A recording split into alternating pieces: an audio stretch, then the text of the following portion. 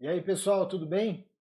Bom, imagine a seguinte situação. Seu paciente é um paciente que tem SARA e esse paciente, mesmo ventilando com um volume corrente protetor, você não consegue melhorar a pressão de platô dele nem melhorar o drive pressure. Ele ainda fica com uma pressão de platô muito alta e um drive pressure muito alto. O que a gente pode fazer? Você já ouviu falar da compressão torácica contínua? Se você não ouviu falar, fica comigo até o final desse vídeo que eu vou mostrar para vocês um artigo que mostrou um caso de um paciente que fez uso dessa técnica de compressão torácica contínua e quais foram os efeitos dessa técnica para esse paciente. Mas não esquece aí, curte o vídeo, se inscreve no canal e também aperta o sininho para receber a notificação de que novos vídeos nós temos aqui no canal Apollo Fisioterapia.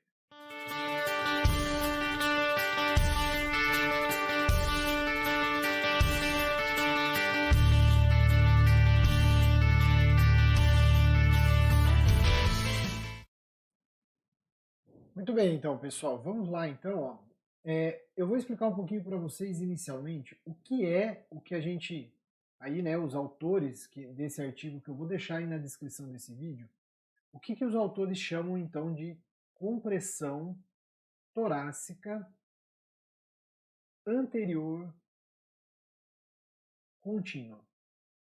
Então, consiste numa pressão que vai ser feita a nível do externo, cujo principal objetivo, né, dessa compressão torácica contínua, a principal ideia é que a gente tenha um efeito na complacência do tórax. Esse efeito inicial aqui na complacência torácica, a ideia é você diminuir a complacência torácica, ok? A complacência do gradiocostal. Essa diminuição do gradil costal, da complacência, vai gerar, né, por consequência, uma queda na pressão transpulmonar. Tá? Uma queda da pressão transpulmonar nessa região. E aí, consequentemente, essa região em que eu tenho diminuição da pressão transpulmonar, eu tenho também como consequência uma diminuição daquilo que a gente chama de hiperventilação ou hiperdistensão alveolar nesse local.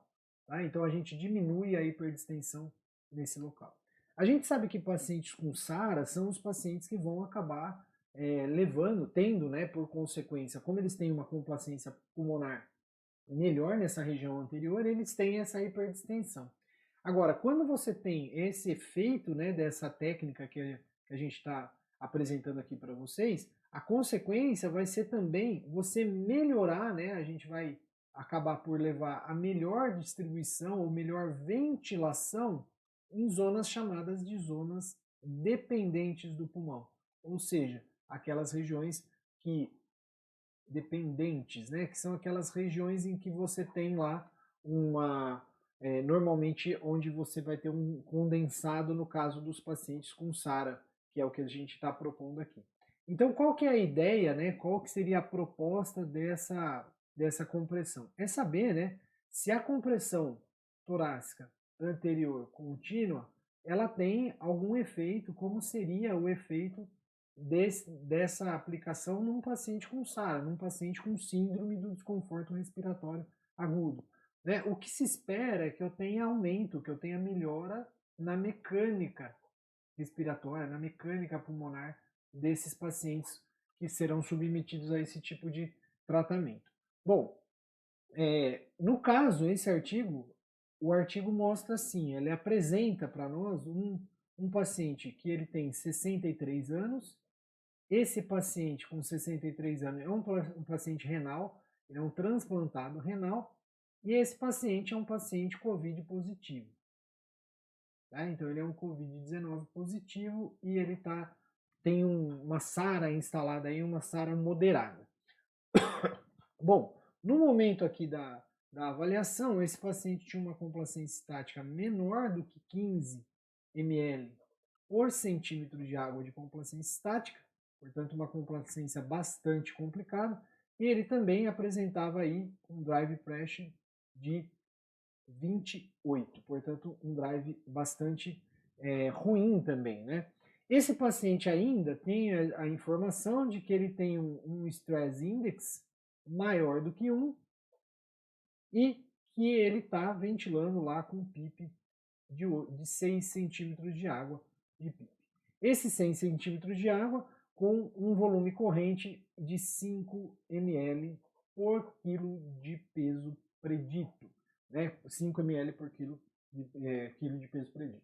Qual que é a ideia? A ideia é que a hora que colocar o paciente, então, com a compressão torácica contínua, é melhorar esse stress index aqui e melhorar também a complacência, a pressão de platô, né? E assim, consequentemente, melhorar o drive pressure. Bom, o paciente foi colocado para fazer essa avaliação, né? Ele foi colocado na posição supino, né, para fazer a compressão torácica, então ele supino a 0 graus, e ele também era um paciente que estava sedado e bloqueado. Ele era um paciente que ficou sedado e bloqueado. Muito bem. Ele, além de ficar sedado e bloqueado, então ele foi testado de diversas formas. Ele ficou, então, num modo assisto controlado a volume, onde o volume corrente colocado foi um volume de 350 ml e a frequência respiratória, uma frequência respiratória de 35 respirações por minuto. Esse paciente foi avaliado, nas variáveis que a gente vai falar a seguir, com PIP 6, ele foi avaliado com PIP 6 mais a compressão torácica anterior contínua, e ele foi avaliado também com PIP 0, portanto em ZIP, ok? E essas, vamos lá, volta aqui. E essas avaliações, né, elas foram feitas, nesses parâmetros foram feitas as seguintes avaliações. Né? Os autores do trabalho aí, da proposta, né, avaliaram o fluxo, avaliaram a pressão das vias aéreas, avaliaram a pressão esofágica, avaliaram a curva pressão-volume e ainda, tudo isso para avaliar a mecânica, e ainda fizeram, né, a tomografia por impedância elétrica. Então avaliaram o volume, né, avaliaram distribuição de ventilação, tudo isso então que são variáveis possíveis de obter da bioimpedância elétrica. Bom, como que foi o resultado então? Vamos aqui, ó, para vocês terem uma ideia o que tem de resultado nesse trabalho, né? Então, quando você compara as variáveis com o PIP6, que é dos momentos que eles fizeram a avaliação, e o ZIP, olha só o que acontece só de você diminuir o ZIP. Né? Ele teve como efeito aqui, ó, primeiro, o stress index, né? O stress index, ele melhorou. Então, ele otimizou o stress index, ele ficou menor do que 1. E a complacência, nesse caso, a complacência, ela também aumentou. A complacência estática, ela também aumentou. Porém, a gente percebe, né, o estudo mostrou que a saturação de oxigênio, a saturação de pulso de oxigênio, ela saiu de 97% e ela cai para 85%. Por quê? Porque a impedância ela mostra um aumento principalmente da complacência na região anterior, quando se tira totalmente o PIP, porém, a gente mostra, né, o trabalho mostra uma perda da complacência na região posterior. Então, apesar da complacência geral ter melhorado, aqui eu tenho aumento da complacência e aqui eu tenho posteriormente uma queda da complacência. Portanto, um derrecrutamento nessa região posterior. Agora, quando a gente compara agora o PIP6 com o mesmo PIP6, só que agora associado à compressão torácica anterior contínua, que nada mais essa compressão torácica, ela é um equipamento que foi patenteado eles colocam inclusive no estudo a patente, onde ela vai manter uma pressão contínua de 80 centímetros de água na região anterior do tórax do paciente. O que obteve-se de resultado também em relação, quando você compara um com o outro. Então, também houve melhora da complacência, teve diminuição da pressão de platô e teve melhora, aumento da saturação de pulso de oxigênio quando comparado com o outro. Bom, além disso, né, você observa, né, a tomografia por impedância elétrica mostrou uma diminuição do volume expiratório final. Né? Então teve menor volume expiratório final. Bom, o que isso tem, ainda a gente pode concluir em relação a esse ponto, né? O que mais a gente pode tirar de informação a respeito desses achados? Então veja, quando você compara o PIP 6 com o PIP mais a compressão, se nós considerarmos os seus efeitos na região anterior e eu considerar os efeitos na região posterior, vamos comparar o que a gente tem de efeito aqui, o que a gente consegue de efeito aqui. Então vamos lá.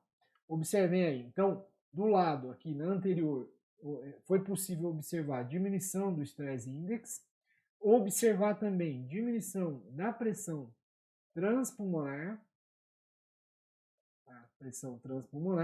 e também aumento da mecânica respiratória, aumento da complacência, ok? Na região posterior, a gente teve como efeito maior recrutamento, mais ou menos também tivemos melhora da complacência, né? E tem aumento em torno de 10% na área aqui recrutada. E quando você compara a ventilação, né, as áreas ventiladas, o equilíbrio ou distribuição da ventilação por meio da impedância elétrica na região anterior e posterior, a ventilação ela estava, antes de colocar a compressão, em torno de 60% para 40%, ou seja, 60% na anterior, 40% na posterior, e aí tem-se a melhora, né, a redistribuição de 50% para 50%, havendo assim o equilíbrio, né, a redistribuição de pressão, de ventilação de forma mais homogênea no pulmão. Okay? E para a gente terminar aqui, então, pessoal, vejam só, eu vou apresentar aqui para vocês algumas imagens do artigo, né? Então aqui, ó, vocês vão conseguir observar mais superior, vamos abrir aqui, deixa eu arrumar aqui para nós, vamos lá. Aí, bom, aqui, ó, nós conseguimos ver no quadro aqui, então, né, o que seria PIP6, né, os efeitos aqui da pressão da via aérea quando está com PIP6. Quando zera, vocês observam que some do gráfico o índex, né, melhora aqui o índex, e aí quando você faz a compressão, você tem a melhora também desse índex em comparação com a pressão da via aérea anterior aqui, né, que é a imagem da nossa esquerda aí. Bom, aqui a gente pode mostrar também para vocês, a gente consegue mostrar para vocês que existe de fato aqui uma redistribuição das pressões aqui, ó, da ventilação, ó, fica ventilado de forma antero-posteriormente, fica equilibrada a ventilação. Do lado direito e esquerdo praticamente também um equilíbrio importante aqui da ventilação, e a gente observa tanto na complacência pulmonar anterior como a complacência pulmonar posterior, elas ficam muito parecidas. Né? Quando você sai de PIP 6, que estava uma complacência de 8, para PIP 0, você melhora a complacência, olha aqui, ó, a complacência anterior, mas não melhora a complacência posterior. Isso, né, gera de fato, não houve recrutamento. Mas em compensação, quando faz a compressão e faz o PIP 6, esse já tem um certo recrutamento. Aqui, né, para mostrar também que tem uma diminuição considerável do volume expiratório, volume pulmonar final, olha lá, tanto com PIP 0 como com PIP 6 mais compressão, e aí você observa a melhora da pressão de platô comparado PIP 0 e PIP 6 com a compressão torácica, mais o delta, né? Então, mostrando aqui um drive pressure de 18 e de 20 aqui. E as complacências tendo a sua a melhora depois, tanto com PIP zero como com PIP com a compressão.